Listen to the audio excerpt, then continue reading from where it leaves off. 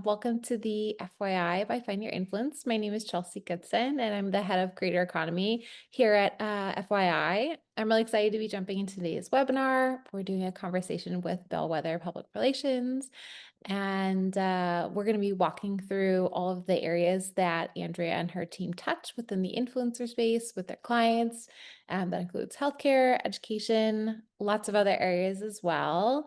And I'm really excited to introduce you to Andrea Kerbuski. Andrea, I'd love to hear a little bit about yourself if you want to get a quick bio. Sure. Yeah, like Chelsea said, I'm Andrea Kerbuski. I'm a vice president at Bellwether Public Relations, and I've had about, I don't know, I was trying to do the math and it's kind of scared me, but 16, 17 years in public relations, marketing, communications. In my undergrad, my bachelor's, and my master's degree are in communications and marketing. And I have a mix of a background in public sector and private sector. So I started my career in government actually, and then I had transitioned to direct like healthcare. And the last 10 years has been with Bellwether Public Relations, formerly known as Martin Waymeyer. I Okay. also started a style blog it was about 2 years after I graduated college. So this was January 2010. And so I had a blog, and that really helped guide me in my approach to our client campaigns at Bellwether.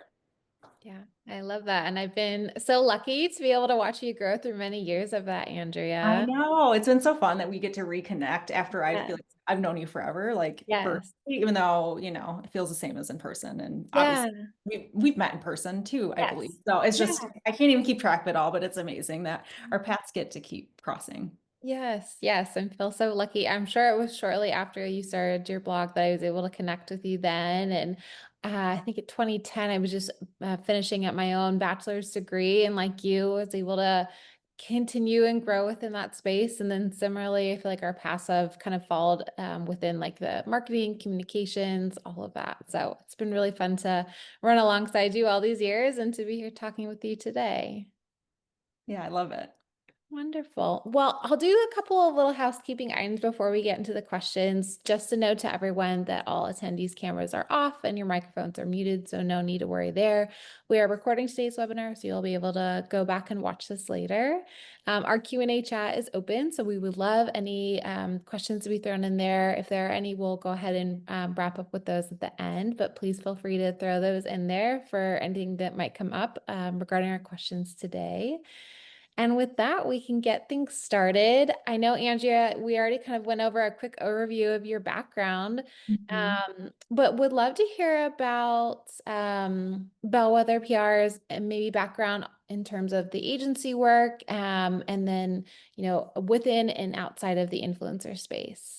Of course. So, Bellwether Public Relations is a full service public relations firm that we really help our clients shape their message and make an impact. So, we're blending media, strategy, and marketing to support causes and industries like healthcare, education, hospitality, energy, you name it. We may have been involved in it. If we can make Michigan a better place or somewhere beyond Michigan a better place, that's really going to drive the work that we do. Um, we started in the influencer space maybe a year or two after I started at the agency. So this is 8 or 9 years ago. And it Mhm. started out really small to really try to get buy-in from the original owners and partners of the agency. And so I don't even know if we had a budget, but it was really focused on shopping local. And we started so small, and we've been able to grow over the years and incorporate this as a major strategy and tactic with our campaigns to make sure that we are communicating and amplifying the message and really having an authentic voice speak to it. Yeah, wonderful. I love to hear all of that. What drew you to Bellwether PR and, exploring those different influencer marketing eras? I mean, obviously you yourself were in that space already, so I'm sure that probably played a key part in that. Yeah, so influencer marketing is just a credible, authentic storytelling method for us to use, and it really allows us to amplify our message through trusted voices and like actual meaningful dialogue. And I can't tell you how many times our influencers are saying like, hey, I got all these DMs or asking questions. We're having a really great conversation. And that's really what it's all about is that trusted voice and Mhm. being able to have the conversations. but also develop and build relationships with people who generally care about the issues we represent. Mhm. Um, and then the content is also highly versatile, so we can repurpose it for our client's website, their blog, social media, and really use this investment and repurpose it so many ways, which is a great way to sell this to a client who might be, on the fence at first. And how this kind of really works too, as far as the storytelling piece and building relationships, is that let's say we want to use another voice in a part of the state we might not have our own relationships with folks, and it's that influencer network that we've developed where we can reach out and say, hey, can you help us find the right person or a valuable local connection? And that's been instrumental in helping us with our campaigns and earned media parts of our campaigns. Yeah, I mean, you just hit so many nails on the head there in terms of why it's important, how you can utilize it further. Even I think in today's day and age when influencer marketing is, very versed in many areas of, all different types of companies nowadays, I think brands are still a little hesitant on, will this live past the post? How can I utilize this? And I know you guys do a great job of making sure that the content is utilized in many ways, not just that one post. Yeah, and for us and our clients, because it's not a traditional space where you might think, oh, wow, influencer marketing is, we're not trying to do any sort of like pushing a product like a shoe or a mascara. It's really talking about an issue or a campaign. So it makes sense to use this and try to and help our clients understand the value and how many times and how many different ways you can use the content and connect with influencers. Yeah. Well, I know that you touched upon, working in within the healthcare industry. I know there are other industries that you touch, and it's a lot of service driven. Like you just said, it's not necessarily product. It's not the typical shoe or mascara or item of clothing.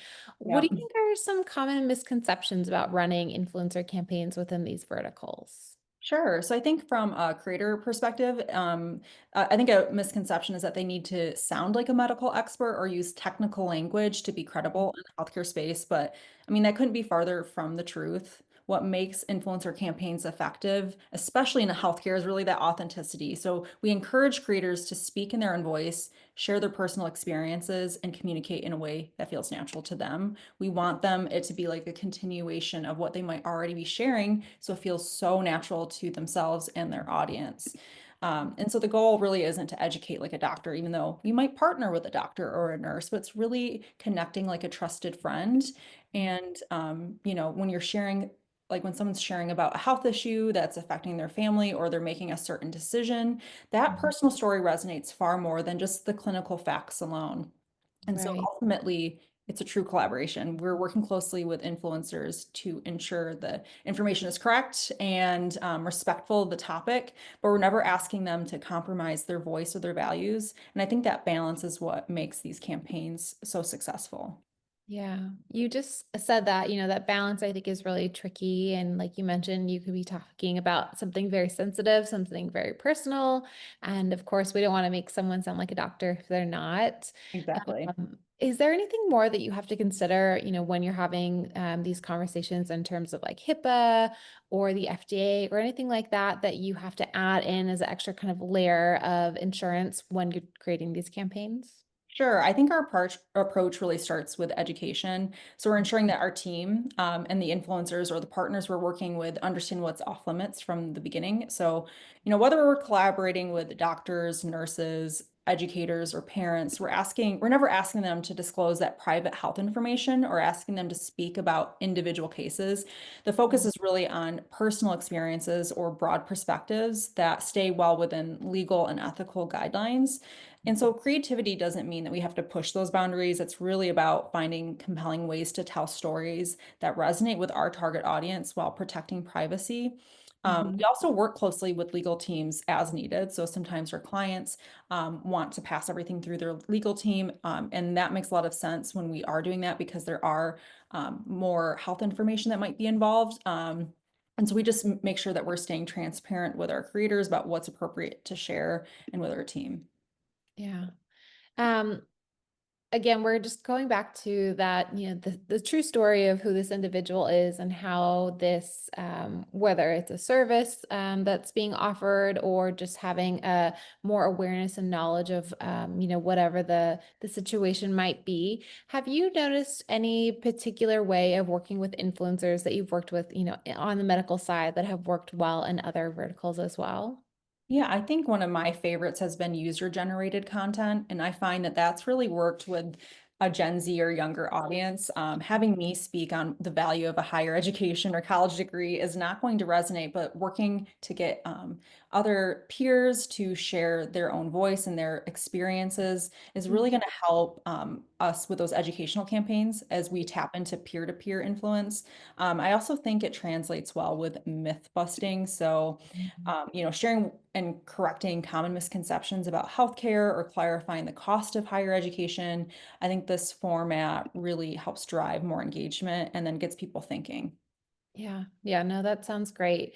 My next question was going to be about authenticity, but I feel like we've already really covered it in terms of like how do you ensure this, but I'm sure there are more specifics. How do Oh, you yeah. really ensure outside of, just telling the true story of who you are, how do you make sure that these campaigns feel authentic to who the individual is rather than, the kind of medical or legal jargon that can come in? I love this question because I've learned the hard way through experience that authenticity can't be manufactured. And it Mhm. really starts with thoughtful vetting of the influencers. And so when you're choosing influencers based off just the size of their followership or the specific metrics, that's always going to fall short. So, an example would be we've worked with lifestyle and style bloggers on healthcare campaigns, and they may not have seemed like the best fit, but we're, working through the campaign brief, working through the messaging.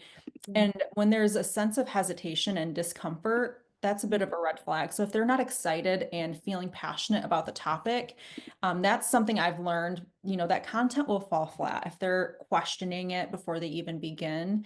Mhm. You really want somebody who's passionate about that topic. Otherwise, it'll feel like they just are collecting a paycheck. It doesn't help move our campaign forward.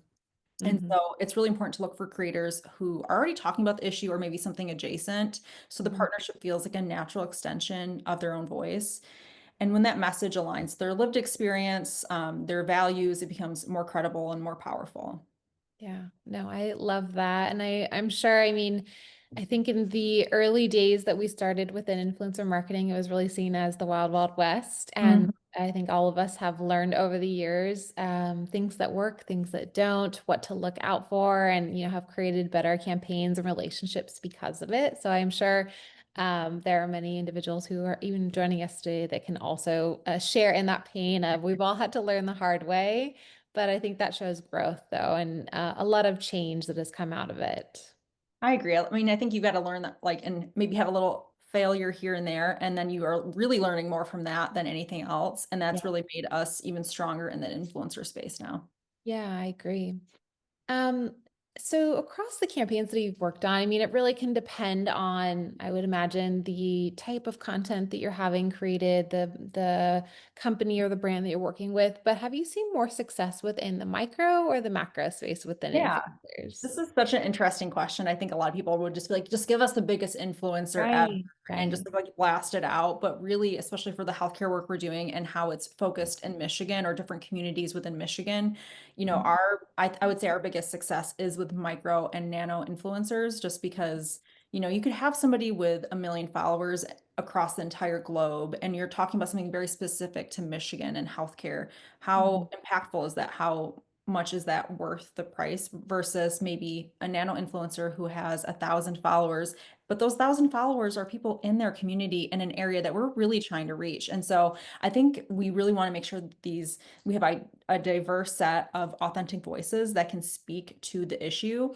And then, we can use paid amplification to really scale their reach while keeping the message personal and credible. And I really learned that through Find Your Influence. So when we started working together, I think I was always like, let's get the bigger ones. And you're like, wait, let's Yeah. find a really good balance. And we can Yeah. still make sure their voice and their story reaches a larger audience of people you want to reach. So I would say we've had success with all sizes, but Mhm. with healthcare, with the specific topics and our budget, our clients' budgets, I find that micro influencers have been the best for us right now, Yeah. best fit for our campaigns that we're managing. Yeah, I love to hear that. I think you said so much in terms of, I think there's always a place for those macro influencers and they do well in so many areas. And, we here recommend them for a multitude of different campaigns, but it's really those nanos and those micros that can meet who you're looking for in a very specific area. And we're really lucky that we get to partner with you and Bellwether to learn about that as well. And from our perspective, I mean, getting to see these influencers perform so well within like their very niche areas is such a huge win and just feels more fulfilling for us to also share with other clients, this is working so well with many other individuals that we work with. We would recommend it also. Because again, I think just getting that awareness out there that micro and nano influencers are hugely valuable. I think there's a bit of a misconception with that. They seem small, so they're going to be small within their influence, but it's just the opposite. Completely agree. Yeah. We've talked a lot about education already, but what role does education play in your campaigns? How do you avoid the medical jargon overload? When I know there are some things that, we could definitely kind of speak to in other terms, but I think there are also things that are very important and are needed to be said within a campaign. Yeah, so education is a core part of our influencer campaigns, especially in healthcare. So this Mhm. really starts with a clear, well-crafted campaign brief that outlines the goals, the key messages, the tone, but we also want to provide accessible talking points, language that the creators understand, which means then their audience will likely understand. And we want them to feel confident speaking on the topic. So again, we're not asking them to be medical experts, we're asking them to be trusted messengers, and Mhm. part of this includes collaborating closely with our clients. So we need to work with them to translate some complex information into relatable real world language.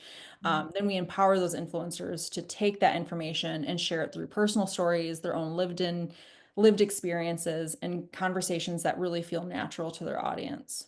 Yeah, I love to hear that. Again, you keep saying it, but we're not, looking for them to be doctors. We're not looking for them to really speak to this medical jargon. It's about kind of bringing it back to basics, making sure, of course, that they're speaking to the main points of the campaign, but also speaking to who they are. And again, I think that resonates more than anything with someone's audience. Absolutely. How do you measure success within all this, whether it's like within the healthcare space or others? Is it awareness, engagement, behavior change, whatever it might be? Yeah, I think our first priority is always awareness. We want them to be aware of the issue, have the information they need to make some decisions, and make sure these messages are reaching the right audiences.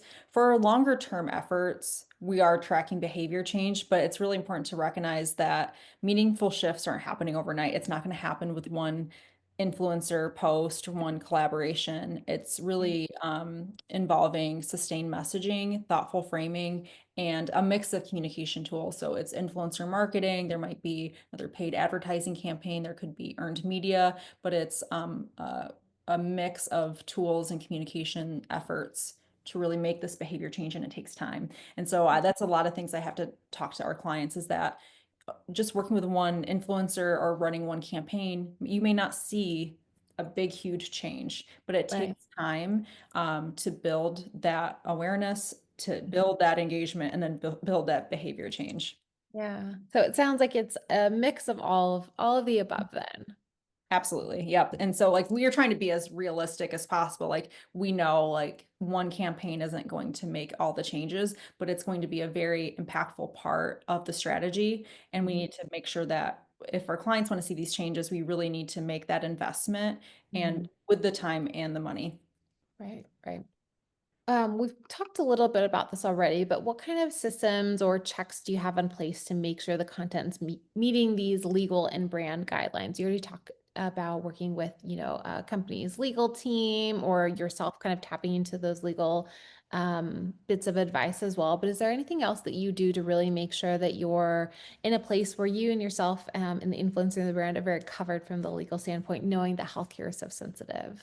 Yeah. So I think the biggest part is that my team, along with myself, we're reviewing all of the content. Our client is reviewing the content, and then the client can make the decision if it needs further review among other team members, including legal, before it ever goes live. And I think that's always something that gives a lot of clients heartburn. Like, we're just going to set it influencer free and they can say whatever they want. And it's like, no, Sure. actually, they're going to have a lot of guidelines in place and Mm, nothing gets posted until you approve it. And so generally I'm making a first round edit and then I'm letting the client view and letting them make edits mhm. and then we can go live. And so I think that's really important to set those clear expectations with the influencer. So brand guidelines, legal requirements, FTC requirements, and the campaign brief and agreement, Mhm. just to make sure we're aligned from the start. And I think that that's really helped with a lot of headaches.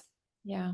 I think that's something that a lot of brands are hesitant about when it comes to influencer marketing. Like you said, it kind of just feels like, oh, just going to let them run free and have them say whatever they will. But there's so much more to it in terms of like really making sure that the creator has created the content, not only that speaks to them, but also to the brand. And then there's so many checks. I know personally, team FYI, we make sure that everything has gone through our review. Of course, we're sending to you and to the client to make sure that you guys are having your eyes on it as well. Because we all know that we are also human and have our own perspective on things, even if we're all following the same guidelines. And we want to make sure that it feels the best for you. Because at the end of the day, yourself and your clients, what works best for this conversation. And we always want to lean on the side of knowing that you're going to make the most and best suggestion for whatever the content might be. Yeah, and I feel like sometimes we want to give them a lot of leeway and make sure it's their own voice. And a lot Yeah. of that comes from my own personal experience of trying to be fed. Like, I want you to, it might be a big company that says, I want you to copy and paste these three sentences, then post a photo. And it's like, I Right. didn't say that. And that's not how I would say it. And I get from the healthcare brand's perspective, that makes sure they're like, that's exactly what we would say, but Yeah. you're taking away so much authenticity. And so it's really important to have that balance and having the legal agreement in place with all of the guidelines and, even giving the influencers examples of like, hey, this is what you could do with the content to help with the brainstorming process, I think is really helpful in making sure they're staying on target with what you want them to say and do. Yeah. Yeah, absolutely. Speaking to the future, I know we're wrapping up summer here soon, it feels like, and going into the fall and the winter months. Are there any trends that you're watching for, whether it's within the healthcare market or other industries that really might affect how you and your agency and then also the brands you work with work within the space? Yeah, I think this has been something that's been going on for a while, but I really think short term or short form video content is really what people are craving. So TikToks, Reels, and more content that feels real and not over polished or commercial like. So you want it, maybe it's more of a day in the life, something that just feels more real and not, again, like a commercial, nothing too Right. polished. So Yeah. this really aligns with relatability and trust, which Mhm. is necessary when we're working with influencers with healthcare issues and topics. And so for me, that's the biggest piece is like, I want it to feel like the influencer. I don't want it to feel like they're filming a commercial or, PSA. Right. Yeah. I also think with all of the digital tools like AI chatbots and Mhm. the growth with telehealth and Mhm. virtual assistants, I really think there's a place for that with influencers just because it's such a natural transition to say you can just click this link and have a conversation online. So it's like it's easier to track too. So I think from that, I like that everything's kind of moving more digitally and it's a great space for influencers to be kind of like in that space and helping to push people in that direction. Yeah, I agree. I think, I think they call us currently millennials, if you will, within that the anxious nation and talking about AI and telehealth. I think there's so much that's done nowadays that whether it's virtual, whether it's through chat, I think there's a lot there that makes it feel much more accessible within the healthcare space. And I think it's making it even easier for creators to speak to that as well, because they might relate to that. They might be in another generation of where, they've seen this work and it's kind of just what they're used to at this point. They're not used to going into a doctor's office and having this conversation that might feel heavy. They're used to something very virtual, very accessible and easy. And I think AI and telehealth health are all making that feel but much more accessible, personalizable, and exactly what they need rather than something that feels so daunting. Exactly. And I think like seeing your favorite influencer who you trust and you're looking to for advice and, like feedback, and you see them going through that and sharing their real experience. Things like, Yeah. okay, if they can do it, I can do it. And I love that. Yeah, yeah, same here. So I know we've leaned into really the healthcare space, and of course, you work within other industries as well. How does your approach within influencer marketing kind of change depending on the areas that you're focusing on, or does it? Yeah, I think a lot of the topics we're working on can be sensitive, complex, and even sometimes polarizing. So, we worked on COVID vaccines and doing a lot of COVID education, Mhm. HIV awareness, or fighting censorship in Michigan libraries. So, I think across all industries and issues, our approach is really finding creators who are willing to share their personal stories and take a stand. Since we're not promoting consumer products, we're really driving conversations around real issues. So, this means deeper vetting and Mhm. stronger alignment with our clients' values. So much of what we've learned from healthcare campaigns around trust and authenticity really carries into every other sector we work in. Yeah. I think that's wonderful because you're really able to use, every bit of information that you're learning from every campaign that you do and utilize it to support, further brands, initiatives, whatever it may be. It's really making sure that you're, cross utilizing all of that information and then, bettering your systems for all of your clients to come. I think that's extra important. Mhm. Maybe then speaking to advice, what advice might you give to other brands or PR agencies, marketing firms, whoever it may be, who are also working in very regulatory spaces, who might be hesitant to utilize influencers because it feels, like I said, kind of like the Wild West, even though we've come a long way from there. We really have, but I get it because, when we started influencer marketing, it wasn't new to me, but it was new to a lot of the work that I was doing. And we're still Right. working on that path, and there's still so much opportunity to be had. And Yeah. so my advice, I know that this is so daunting, and my advice would be start the way that I did, which was really small. So start small, do your research. And do all the vetting of a couple influencers that you might be interested in Mhm. and pilot a campaign. And this is what we do with a lot of our clients. Let's start with a smaller budget, a smaller time frame, and we're just gonna go ahead and pilot something to get a sense of influencer marketing and see how we feel about it. Not just the content that the influencers are creating, but the whole process and the investment. So I think like starting small is my biggest piece of advice because this will help you understand the space and influencers before diving in fully.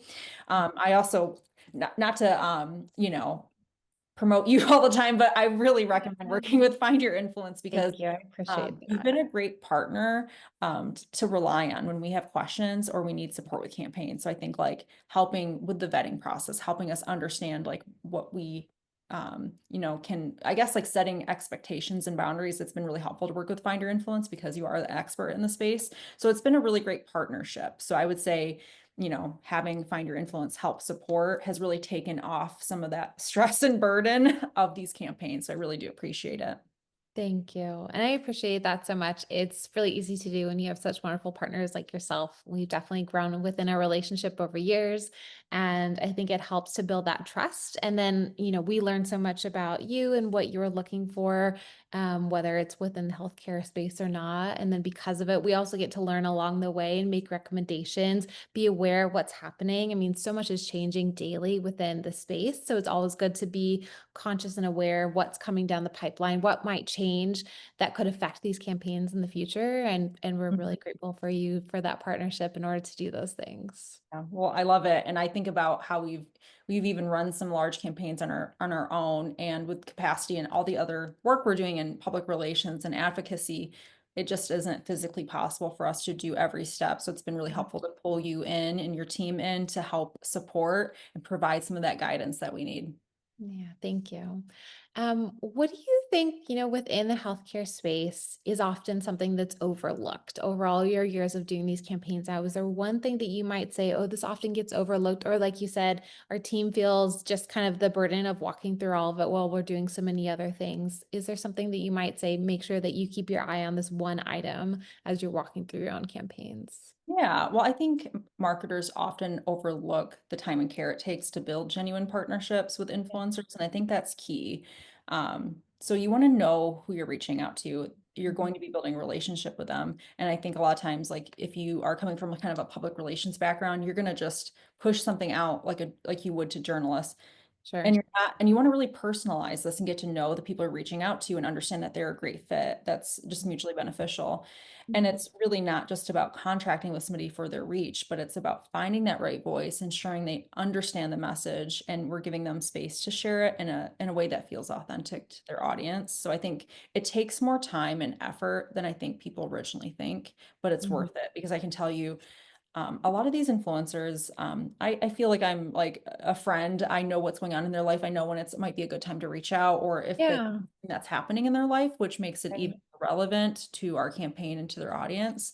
Mhm. I also think, healthcare topics, are sensitive, they're complex. So rushing the process and treating it like a typical product promotion really can backfire. So you really want to take the time to educate, align on values, and build trust with creators. I think that's really critical to making really strong content.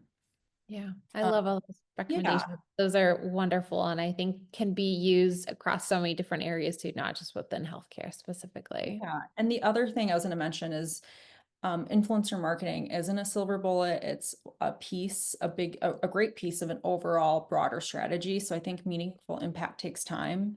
And we've Mhm. talked about this influencer post isn't going to drive change on its own, but I think sustained partnerships can compare or combined with consistent messaging and thoughtful tactics are really going to move that needle.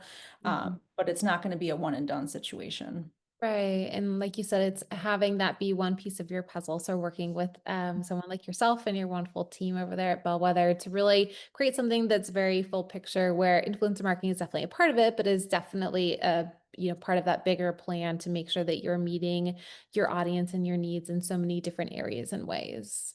Mhm. Well, we have been flying through the questions, and I have just one more for you.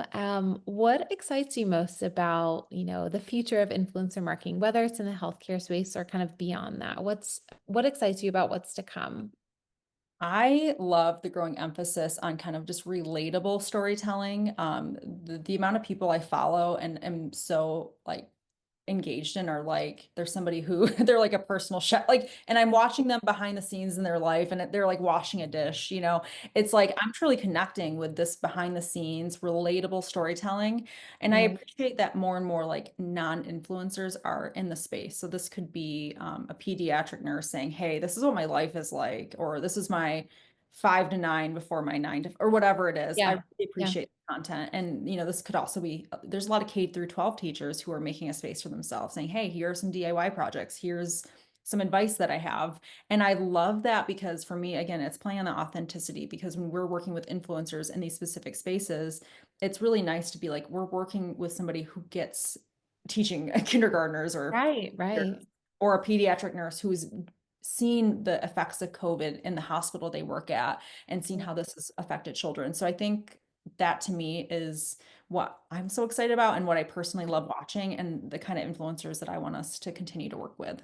Yeah. Yeah. I love to hear that. I'm with you. I mean, I'm so connected into my phone, the space, everything. I'm consuming so much content every day, whether I like it or not. Some days I'm like, okay, I'm just gonna put the phone over here and I'm gonna take a little breather. But really, you find so much value in learning about who these individuals are. And like you said, when it might be a good time to reach out. They might be going through something, so you're not going to. I think there's a lot of value in just being involved too. I always recommend to those we work with, who are some of your favorite creators? Make sure that you're following them and engaging because I think that changes your perspective too on what's happening and how you work with them. And like you said, working with someone who is already within that space who can really speak to it truly is such the difference than working with someone who might have a general idea of what you're talking about or might have utilized this one product or service one time in their life. I think that's such a benefit to having that strong connection with them personally and then also in a working manner too. Absolutely. Yeah. Like it helps you understand when they're a good fit, maybe when they're not a good fit. Yeah. And which campaigns to work with them on. Yeah. Well, Andrea, this has been just wonderful. We've covered a lot today, and it's safe to say that we could talk for hours. I mean, we flew through my questions. I'm like, gosh, I should have had more questions, but we really, went through the full gamut and so easy to talk with you always. But I so appreciate your time today. You can find Andrea and myself and Bellwether Public Relations over on LinkedIn. Andrea, I just again appreciate your time and your partnership. It's always so wonderful to get to work with you and spend time with you in so many ways. And appreciate your time today. And like I said, this will be recorded. So if anyone wants to come back to it later, Andrea had a wealth of Great. knowledge that she shared. And we're so appreciative for that. But thank you for your time today. We'll Thank you. wrap it up. I mean, if we have anyone who wants to continue the conversation, we have our Facebook group. It's called the FYI by Find Your Influence. We talk about all things influencer marketing in there, not just about FYI, but in general in this space. And then stay tuned. We have our next webinar coming up on August 17th. We're going to be talking with King's Hawaiian, which is so fun. Who doesn't love King's Hawaiian? We're moving into the football season. I love those Oh, are the best roles ever. I was really excited when I saw that email. And yes. Chelsea, I do see a question. Oh, yes. Oh, my apologies. Yes. Andrea, you tell me what you think about this one, but they mentioned, how do you manage the fees you pay each influencer? Yeah, so there's a couple different ways to this. So we might reach out to group influencers and ask them for their media kits and their rates and then get a better understanding. And a lot of times I might have a set budget. So let's say it's $50,000. So I may work with Find Your Influence and say, we are trying to reach people in this area of the state. Yeah. Um, this is our budget. What are our options? And then we can kind of identify, is that, 6 micro influencers sharing this X amount of content? Is it one macro influencer? And then that way we can kind of pick and choose what's Mhm. going to work best for this campaign. And I'll tell you each time it's a little different based on the campaign, the client, the industry, and the topic. Yeah. But that to me has worked the best. Sometimes when we're just flying, what is the saying? Flying by the seat of our own pants. Like we're just Yeah. reaching out. And a lot of times now at this point with our influencers and some of the spaces we're working in pretty continually every year, I have a really good understanding of their price. So I can say, okay, we've got a $20,000 monthly budget. I know that this influencer is, 5K or 10K. So then we kind of build out who we want month to month based off Right. of that history and knowledge I already have and build a budget around that. So, Yeah, no, I apologize. I it certainly didn't mean to miss that one, and appreciate yeah. you speaking to it. Fees are so important, and I think one of the things often that comes up right away first when you're talking about any influencer campaign, and you spoke to it already greatly in terms of having that tribal knowledge is super helpful. And then for those who don't, I know personally with working in this space for so long, we have an idea of what that might be, whether you're looking for a specific category, specific area, target audience. We're always happy to help kind of support in those areas and making sure that we're really fulfilling on your budget, whatever that may be, small or large. We want to make sure that you're getting the best for what you have out there. And appreciate you walking through that so quickly too, Andrea. Yeah, of course. Wonderful. Okay. Well, thank you again so much for your time today. I appreciate it and appreciate everyone joining as well. I've already shared you can connect with us though over on LinkedIn. And then if there are any follow-up questions, we'd love for you to send us a message over there, but greatly appreciate it. And we'll look forward to, of course, staying in contact, Andrea, but meeting here with everyone else in August. All right, sounds good. Thank you. Bye. Thank you. Thanks, everyone. Have a great day. Bye.